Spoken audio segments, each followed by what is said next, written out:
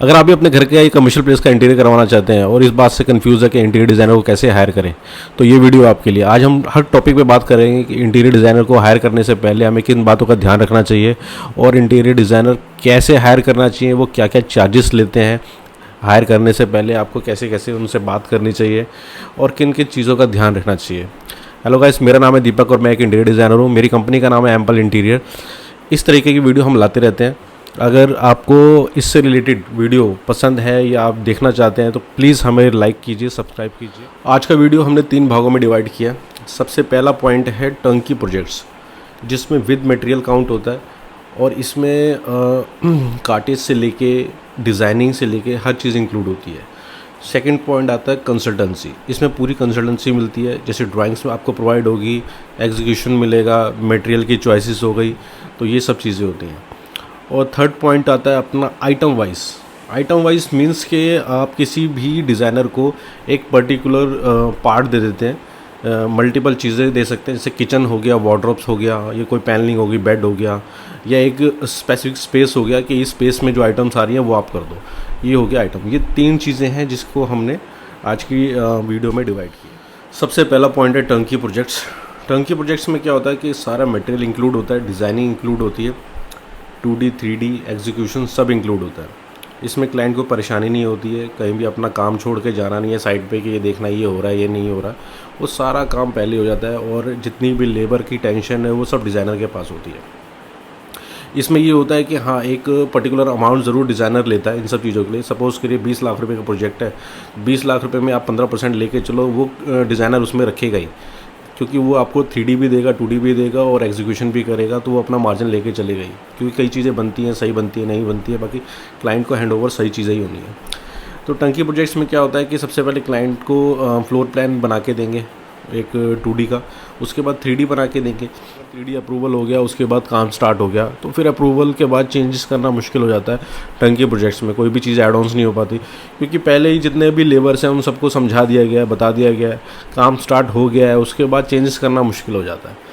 तो ये थोड़ा सा एक नेगेटिव पॉइंट होता है इसके अंदर कि अगर आपने एक चीज़ सेट कर ली है, सारी चीज़ तय हो गई है, प्रोजेक्ट बन गया है, एक टर्म एंड कंडीशन सेट हो गई हैं, उसके बाद कोई भी ये अलमारी इधर हो जाएगी, उधर हो जाएगी, ये हो जाएगा, वो सब चीज़ें नहीं हो पाती हैं आफ्टर मेकिंग 3D और काम स्टार्ट होने के बाद। हाँ, बिफोर 3D और बिफोर ये काम स्टार्ट हुए बिना अगर आप कुछ चेंजेस करा रहे हैं तो वो चीज़ पॉसिबल होती है, क्योंकि 3D बन किस लिए रहा है? 3D इसीलिए बन रहा है कि कोई भी चीज़ आफ्टर फिनिशिंग कैसे दिख रही है।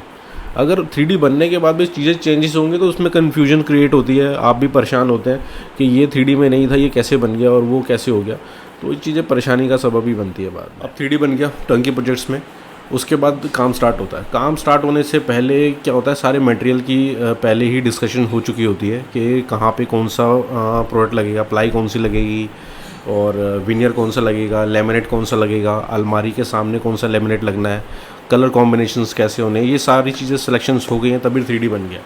3D अप्रूवल होने के बाद काम स्टार्ट होता है, तो फिर किचन्स के कारकेस बनते हैं SDMR में, और उसके बाद कारकेस अलमारी के बनते हैं, फॉल सीलिंग स्टार्ट होता है।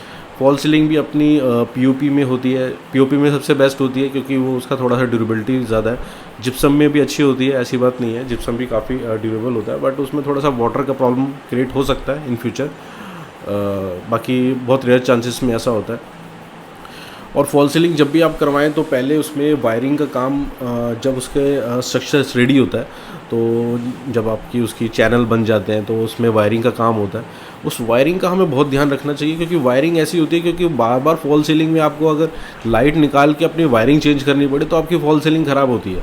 तो वायरिंग बहुत इंपॉर्टेंट है कि वो आप उतनी ही ग्रेड की लें जिसमें आपका AC और वायरिंग सब चीज़ें बिल्कुल स्टेबल तरीके से वहाँ पे काम करें और बाद में कभी भी कोई शॉर्ट सर्किट का प्रॉब्लम ना हो, क्योंकि वायरिंग और प्लम्बिंग ये one of the most important point हैं जो कि आपको अपने घर में ध्यान रखना चाहिए, टंकी के टाइम पे भी, अपना कंसल्टेंसी के टाइम पे भी और आइटम वाइज के टाइम पे भी, क्योंकि प्लम्बिंग और वायरिंग जो कि है ये बाद में अगर आपको प्रॉब्लम करेंगी तो जितना भी आपने काम किया वो सब खराब हो जाएगा। अगर सीपेज आ गई प्लम्बिंग के टाइम पे, सपोज़ करो आपका वॉशरूम रेडी हो रहा है और कहीं भी काम करते हुए कहीं भी कोई लीकेज आ गई नई टाइल लगने के बाद भी, तो ये एक बहुत बड़ा प्रॉब्लम है कि टाइल दोबारा नई टाइल को उखाड़ के दोबारा से सही करना ही पड़ेगा उसको। इसलिए सबसे पहले ये काम होता है कि जितना भी अपना प्लम्बिंग का काम है वो बेस्ट तरीके से हो, अच्छे मटेरियल के साथ हो, अच्छे तरीके से हो, ताकि इन फ्यूचर आपको 30-40 साल प्रॉब्लम ना आए उसकी, है ना। और उसी के साथ वायरिंग है। वायरिंग क्या होता है कि इतना इम्पॉर्टेंट पार्ट है कि बार बार आपकी लाइट ट्रिप ना करे, और उसके लिए एमसीबी अलग से यूज़ हो और प्रॉपर तरीके से, और कहाँ पे कौन कौन से पॉइंट्स हैं। सपोज़ करो आपको चार्जिंग के पॉइंट्स मैक्सिमम मिल जाएं, और अपने जहाँ पे आपने सेटिंग करनी है, या आपका बेड का पॉइंट है जहाँ पे अपना साइड टेबल्स आएंगी, वहाँ पे अपने स्विचेस के पॉइंट्स हैं। तो ये सब चीज़ें बहुत इंपॉर्टेंट होती है कि अगर कोई भी पॉइंट आपका छूट जाए तो बाद में बहुत प्रॉब्लम आती है कि अगर मुझे चार्जिंग करनी है तो मैं कहाँ लेके जाऊँ अपना मोबाइल, या कोई भी मुझे साइड में एक लैंप लगाना है तो वहाँ पे नीचे पॉइंट ही नहीं है, तो आप लैंप कैसे लगाओगे, है ना। तो बहुत सी चीज़ें हैं जो कि ये डिज़ाइनर आपको करके देता है, और आपके अकॉर्डिंग ही सारी चीज़ें पहले ही ये प्लान आउट होती हैं कि ये चीज़ें आपको बाद में। कंसल्टेंसी की बात करूँ तो कंसल्टेंसी में बेसिक क्या होता है कि इसमें सारा एग्जीक्यूशन तो है ही है, और इसमें क्लाइंट वही आपको 2D बना के देगा, फ्लोर प्लान और 3D बना के देगा, और आपकी जो मटेरियल की जो परचेजिंग है उसमें आपको हेल्प करेगा कि टाइल्स कौन सी लगनी है, सैनिटरी कौन सी लगनी है, प्लम्बर कैसे काम करेगा, कैसे कैसे चीज़ें, इलेक्ट्रीशियंस काम करेगा, फॉल सीलिंग कैसे बनेगी। तो ये इन सब चीज़ों में आपको हेल्प करेगा एक डिज़ाइनर, ठीक है। वो आपसे किसी भी एक रेट पे आप बात कर सकते हैं। डिज़ाइनर अलग अलग प्राइसेस चार्ज करते हैं इस चीज़ में। कोई आपको पर स्क्वायर फीट 100 रुपीज़ चार्ज कर लेगा, कोई 150, कोई 200, डिपेंड करता है कि कितना एक्सपीरियंस है और कितना उन्होंने काम किया हुआ है। किसी भी डिज़ाइनर को फाइनल करने से पहले आप उनकी प्रोफाइल देख सकते हैं कि उन्होंने क्या क्या काम किया हुआ है, पास्ट के प्रोजेक्ट्स देख सकते हैं कि कैसे कैसे उन्होंने काम किया हुआ है, और डिपेंड करता है कि उनका टेस्ट कैसा है, क्योंकि हर किसी का अपना अपना टेस्ट होता है, अपना अपना काम करने का तरीका होता है, किसी को कैसे काम करना है और कैसे काम करना है। तो वो सब चीज़ें आपको पहले ही समझनी पड़ेंगी, तभी आप एक डिज़ाइनर हायर कीजिए। अगर आप सपोज़ कीजिए एक डिज़ाइनर 100 रुपीज़ चार्ज कर रहा है तो काम भी उसी के अकॉर्डिंग करेगा, और एक बहुत अच्छे जिन्होंने प्रोजेक्ट्स कर रखे हैं तो उनके थोड़े चार्जेस ज़्यादा हो सकते हैं इस चीज़ के लिए। अब थर्ड हम आ जाते हैं अपने आइटम्स पे। बहुत इंपॉर्टेंट पार्ट है ये। अब क्या होता है कि कई बार हमारे बजट नहीं होता, या कई बार हमारा ऐसा होता है कि एक रूम है उसको हमने नहीं कराना और बाकी रूम्स हमने कराने हैं, बट उसमें भी हमारी पर्टिकुलर आइटम्स होती हैं। पर्टिकुलर आइटम्स कैसे, सपोज़ कीजिए कि मुझे ड्राइंग रूम की एक वॉल हमने डेकोरेट करवानी है, या आगे सोफ़ा करवाना है, या सपोज़ कीजिए मुझे अपना फॉल सीलिंग करवाना है और उसमें लाइटिंग्स हो जाए और रूम्स में अपना लूज़ फर्नीचर आ जाए, या पर्टिकुलर कुछ पैनलिंग्स बन जाए, या किचन बन जाए। तो ये बट बेसिकली ये पूरा टर्नकी नहीं हुआ, ये बेसिकली आइटम वाइज हो गया कि आपको घर में कुछ अपने लिमिटेड आइटम्स की रिक्वायरमेंट है, बट वो जैसे बाहर से परचेज़ करके नहीं आएगा, वो आपके घर पे बनेगा, उसके लिए हमें डिज़ाइनर हायर करना पड़ेगा।